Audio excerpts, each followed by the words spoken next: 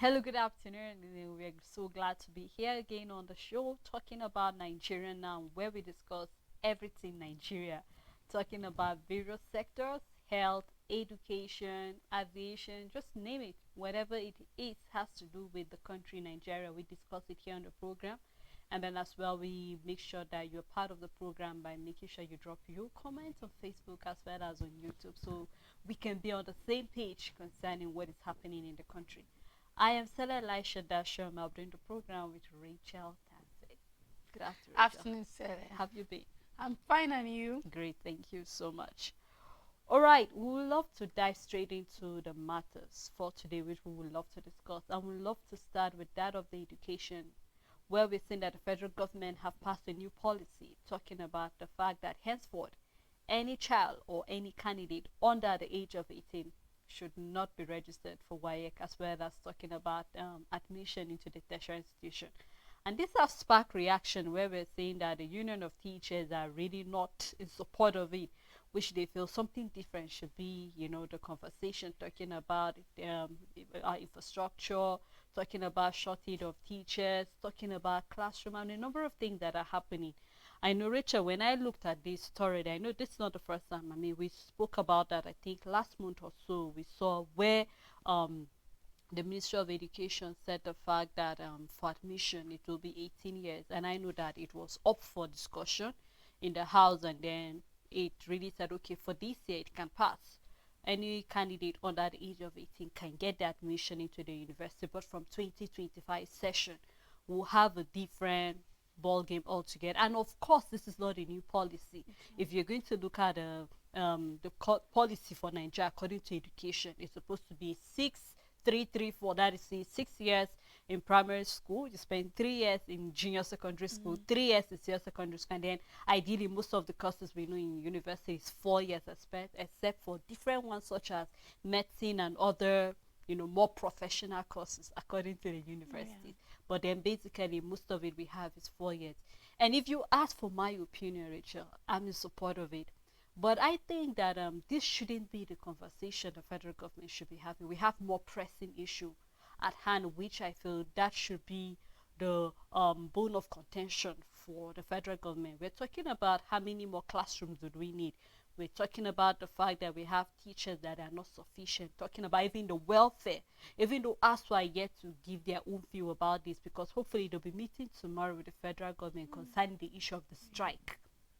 But then when you look at this already, it seems as if it's beginning to get more grounds, because we're seeing more news are beginning to come concerning this whole thing, whether or not WAEC is saying that they don't care, because as far as they're concerned, they just have candidate. The age is being submitted by the school, so this depends on what the school is. Even though, as we say, they should just follow the policy, whatever the federal government is saying, and all of this. But then looking at this whole thing, I just want to see hear your own view concerning the fact. What do you feel about the issue of age? Of course, we know the way parents are these days. There's a rush of just go to school. See a child that's less than 2 years being in school, and you know that at that time the child is supposed to be at home. And then I just couldn't help but remember back then when our parents would tell us, before you get admission into school, then your hand must be able to touch the other side of your ear, and all of that. And we could see that we have when that policy was being followed, we have more people who are mature to take up responsibility in the country. We have students that are psychologically prepared for what the society have to have. Right now you go to university, you see children even as 15, 16, 17, and ideally if you follow it, at age 12 you're supposed to be in GS1. Ideally, if you follow the real process, that means at 3 years you're in nursery 1 or so. And then you see that by the time you're graduating, you are maybe 17 and a half. So by the time admission is out, you should be 18 or so. But I think we're seeing that parents and the way things are going is changing the entire structure whatsoever, and then we're seeing this reaction coming. So that is true. I don't think that this should be the problem of the education ministry. And even if it is a problem, that's not how to tackle it. This is the least of the problem. It shouldn't be number one. It shouldn't be top priority. It shouldn't even be making headlines. We've talked about the things that our educational sector needs in Nigeria time without number. And then we know that the age doesn't matter. When we go to advanced economy where the education system is better and all of that, we find young people going to varsity. It doesn't matter. 17, 16, from 16 they start applying for college and stuff like that. By 17 they are off and all of that. You can't stop examination for students just because they're young and haven't reached certain age. If a child is finishing university, secondary school rather, at the age of 16, and he have to wait 2 years before he write WASCI, then you know that he's going to be redundant for 2 years, and then the ability for him to perform quickly, better, and pass the exams becomes a problem. If you want to make sure that it's only people 18 years, it starts with the school admission. There's so many ways to go about it. The students can write the exam because they are out of school, they are fresh, they are mind, so that they can pass. Then perhaps they are delayed at home. You put in things in the middle, be it vocational school. Is there some kind of training that people that finish around the age of 16, 17 can engage? Of course, they should write their examination. They should be able to write it. Then perhaps we'll have to wait till they reach the years of 18, then before they can move forward to tertiary institution. But stopping them to write WAEC is just going to make us fail when it comes to exams, as far as I'm concerned, because we all know how reading is. You need to be in the process to be able to remember, comprehend. Your brain needs to stay sharp. That's why when we go for long vacations and all of that, our parents try to engage us. It's just that we don't forget. So imagine you finishing secondary school, you can't write WAEC, and you just have to keep waiting and waiting till you eventually write. But if you truly want to tackle the issue of underage, because I was hoping to see the ministers giving concrete and valid reasons to why it has to be so, other than the fact that it has been there, it is a law, they are just trying to implement it and make it happen. And this also brings us back to the fact that, you know what, we have this issue of rather than tackling the issue directly where the problem is, we do not. We always beat around the bush. We just always go to the surface in trying to solve the problem, and then it doesn't change a thing. Where do you start it from? It starts from elementary school. It starts from primary school. It starts from where you are able to put in guidelines in school. It's like you coming out in the ministry complaining that schools are not using our Nigerian curriculum. They are using American standard. They are using British. No, it is in your country. You have the right. You're supposed to be the one going out there and making sure the schools are following your policies. Same with age. What are the age limit? Do you allow schools to enroll students? Will you go, you see students, you see children, toddlers already in play class, for example, 1 year, before you know it, they move to nursery 1 at the age of 2, they are underage. So when you follow this and then they go to nursery 2, and we know it stops at nursery 3, I don't know, there's no, when we, in my primary school, we had pre-primary, for example. Of course, preparing you for primary 1. Yes, a middle class before you go to primary 1. Now in some schools, they don't have that pre-primary anymore. It's just from nursery to primary 1. So, but then imagine if for a child that went to nursery 1 at the age of 2, in nursery 3, before you know, we have children that are not even up to 5 going to primary 1. Now, where does the rushing happen again? Is when it comes to us finishing. We stop at primary 5. I didn't do primary 6, for example. We all stop. There are parents who would tell their children take their children from primary 4 to write the common entrance. And some pupils are intelligent. They pass it and they move. How do you solve this problem? It starts from the grassroots. Starting from enrollment in nursery, elementary school, it starts from there. Guidelines and standard, and you don't just sit down in your office, you go to schools and make sure they are implemented. We can move that now to primary school. No school should give admission or examination, that is for secondary school, for pupils from primary 4. They must go through 5 or even 6, the complete standard, so that regardless of whether that child goes to school, enters primary 1, 5 or 6, at the end of the day, it's 11 or 12 enrolling into senior secondary school. So automatically, the person will be 17 and a half before writing for WAEC. And by the time the results are out and admissions are out, the person is already 18. But you cannot try to solve the problem from the top. It's already a recipe for disaster. You can't stop a 16-year-old from writing exams till they are 18, leaving them at home, forgetting what they know before they come to write the exams. That's not how you solve a problem. But as long as we don't want to solve the problem from the grassroots to do the work, we will continue. In fact, people will cut corners in Nigeria, but when you solve it from where they cannot cut corners, then you are making headway. But this is just nothing but, I think talk. The right action is you going to the grassroots, and you're not doing that. Honestly, because just like, while you were talking, I just can't help but say it, but that's the truth. We're used to the system in Nigeria whereby talk is cheap. We just talk. And then, okay, just like you're saying, we're looking at the problem from the top. We're not even going down to the roots to look at what is happening. Yes.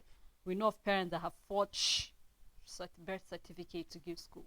And that can even take us to the number of people who go to exercise their franchise. We see people going with, you see an underage with a voter's card, and you wonder, how on earth did you get that? Yes. So just like you said, there's a lot that needs to be discussed. This should be the list of, it just looks like the Ministry of Education is just trying to do like it's trying to work, but there's more work to be done in that ministry, if you ask me. And I hope that right now it's left to the parents, just like you said. We hope it will not give room to cutting of corners, because eventually we hope that we'll begin to see synergy, even though we know by September they said they're going to change the curriculum. So I hope while they are changing the curriculum, they also look into all of this. If they're trying to make sure that this is in work starting from next year, then you need to put the work right now. Let us see what the Ministry of Education is willing to do. Make sure that we have hands. And we already know of pupils that are already leaving by 15, 16. What is the government doing to make sure that it provides something for them in between, so that by the time they are 18, their brain, if you feel that they are still young to get involved in school, then you should get them engaged with something better. We have the way other countries do. We are not here trying to make comparison, but I believe that this is just in a way to keep the young mind working. Just like you said, the brain can easily go to sleep if it's not being engaged. So we hope to see that being done by the government. Now, still talking about our field system, we're looking at the fact that our resident doctors started a warning strike, which is to last for 7 days, and this is regarding one of the doctors that was being kidnapped since last year. And already they're yet to get feedbacks. The doctor works also in Kaduna State, particularly Governor Popola, and then it's a she. And then we see that they're yet to get feedback from the government concerning what is the way forward. And this is not just resident doctors in Kaduna going on strike. This is resident doctors in the entire country deciding to go on strike because they have written so many letters, appeal. Even the Minister of Health promised to get back to them, and nothing so far. And right now, they don't even know if the doctor, if she is alive or not. And because of that, they have taken it upon themselves to go on strike. And already we're saying that patients are complaining. With the way things are presently, you really tell that there is a need for the government to do something. And this just exposes, and we've been saying this a number of times, that the moment the government fails to handle the issue of insecurity, whether we like it or not, directly, indirectly, it affects every other sector. If there's insecurity, of course students can go to school. Of course, we're not okay right now. Even the lives of our doctors are at stake here. So that is to say that you cannot even be sure. We're already complaining that doctors are leaving the shores of Nigeria, and even the ones we have are not safe to even practice as they. And these are part of the things that doctors have been complaining. They are even at talking about the fact that they cannot even walk around freely. Their lives are at stake. Of course, we know that all of these terrorists, they definitely need a medical practitioner to help them handle some of the things. And we're talking about a dentist doctor. Maybe they have taken so many sweet things, Richard. They need their tooth to be pulled out and all of that. But this is very sad that it has to get to the point whereby these doctors have to go on strike for the government to really pay attention to the fact that, you know what, this sector is suffering and you need to do something concerning their welfare to take good care of them. Stella, when I saw that the Association of Resident Doctors are going on strike, I was waiting to see the reason. But when I saw that the reason was because of a member that was abducted and is yet to be released, It kind of broke my heart. We've had teachers being abducted and killed. Shouldn't the TUC go on a strike too? Maybe teachers should just wake up and say, you know what, we've been abducted and killed, let's go on strike. We've had lawyers being abducted. Why is the NBA not going on strike? We've even had a situation of police brutality where a lawyer was killed, a pregnant lawyer was killed in Lagos by a police officer and all of that. And well, we didn't have the NBA going on strike. We've had professors being kidnapped. We've had priests, clergymen being kidnapped and murdered. Should all the clergymen, their association, if they do have one, for example, go on strike. And then we wake up and see. So like you and I here are advocates for every sector.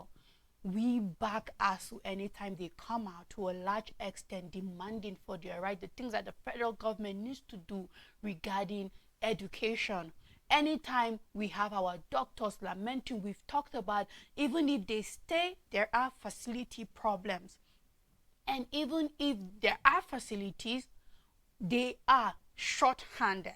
So they don't have enough staff. They are going to be drained and all of that. We've talked about the problems in the health sector and what doctors go through. So each time we come out here, we try to reason with all of these unions. When they step out, when NLC is talking, we say, you know what, there's a review, there's a need for minimum wage, we've talked about that. But I don't think that the abduction of one person, one life matter, and I'm not here to say the life of that person doesn't. But shouldn't every union, if they've had abducted and killed members and all of that, go on a strike? When we are here fighting for you to get basic facilities, to get your allowances, to get your sector up and running, when you take that power and you abuse it, it becomes a problem. Because in my opinion, this is an abuse of power, regardless, because you know what, there's no organization, there's no union, there's no body that have not felt the wrath of insecurity in Nigeria. There's none whatsoever. We've mentioned different sectors here, different occupation, different professionals, different field, going into kinds of falling into the hands of bandits and all of that. But did they mishandle their power? And this, for me, I feel that this is just misuse of power. We've talked about how if NLC is going to use their power to say we will shut down the country because Joe Ajaero has been called to be questioned by the police, then it becomes an abuse of power, because if there is a problem with the police, you go and face it. You can't use your power if the problem is concerning the labor of the country and what people, we will stand and say, you know what, the government needs to hear you. If you get where I'm driving at, as much as you need the government to listen to you and hear you, I also see this to a large extent as an abuse of power, because there are things that when you take it out there, everybody will have your backing and support, because we know where we're heading to. But other unions, teachers have had more casualties when it comes to kidnapping of teachers and the murders of teachers. We've seen that happening in Kaduna. In recent, we've seen it all over the country where teachers have been kidnapped together with students, some freed, some. Should we have teachers going on strike? Because they have been the biggest when it comes to the receiving side. And so from me, though, yes, the government needs to listen to you, but we have other issues that we have been rooting for you on concerning what you need to get. And we should understand that when it comes to insecurity, it has affected everybody, even more than the doctors in this country, if we're going to be fair enough. So I just hope that the NARD comes to a consideration, because I see this from a different angle. No offense to our doctors. We are here always out talking about what you need and what the government needs to do for you. But on this in particularly, I see an abuse of power. Richard, if you ask me, honestly, I think the resident doctors are just hiding behind it. Mm. The main reason for the strike, I believe, or it's a warning strike, right? So that Yes. means after 7 days, they might get back to work, pending on when the government will give. True. Because it's obvious that they have sent various, they have tried their various means, they have tried various means to get to the government, and it seems the government is refusing to listen. So if you ask me, I think this is not just about the kidnapping, Mm. but this is just to expose the lapses in our health sector. True. If you ask me, this is nothing but that. This is talk about the fact that we don't have able hands. This is it's just more like hiding under the hashtag bad governance or hashtag NSAS. Let's use the NSAS for instance. It wasn't about the police alone. We're talking about bad governance during that. Nigerians were talking about the fact that the system is not working. Yeah. Nigerians were talking about so many things. And I believe this is more like saying hashtag end kidnapping. But then it wasn't just about the kidnapping. True. It's more about many other things that are happening. We've talked about the issue of our pharmaceuticals. We don't have drugs. People that are not depending on, self-medication. How many people that have died as a result of that? Using of so many things that are not working. Multinationals leaving the country. So I believe that, you know what, this warning strike is more like trying to tell the government it's high time you turn your attention back to the health sector. Because believe you me, I believe that this is more than just is. the kidnapping of one person. In as much as we say every life matters, we're not undermining that, but Of I course think not. to me this is a wake-up call to the government, because we heard what Ngozi Okonjo-Iweala was talking about, the country not moving. The pace is too slow It is. for a country called a giant of Africa. Education is not working, health is not working, aviation is not. So what is now working in Nigeria? We saw one of the pictures in one of our papers talking about how rotten the Nigerian economy is, everything falling apart. And so I'm just hoping, just like we have said, of course, we are not encouraging an abuse of power from anybody or any union. But I think the government please needs to come and handle this issue of insecurity. Because we might just say today is the health sector, but we never can tell. Right now, we don't even know what the outcome of tomorrow's meeting will be with ASU. Yeah. So when it's tomorrow, that's when we know, okay, it's ASU deciding to go on that strike or not. Tomorrow, you might wake up to hear that even our lawyers are saying they're done. So what are we saying? So I'm hoping that, just like you said, every sector have had their blow coming from insecurity. But I'm truly hoping that the government will not, turn a blind eye to this particular issue, but to do something concerning things that are falling apart in the country presently. Well, Rachel, thank you for doing You're this welcome, with me. Sarah. As well, thank you to our viewers, supporters, and everyone that made this program a success. We look forward again to doing this with you tomorrow. So do have a wonderful day ahead.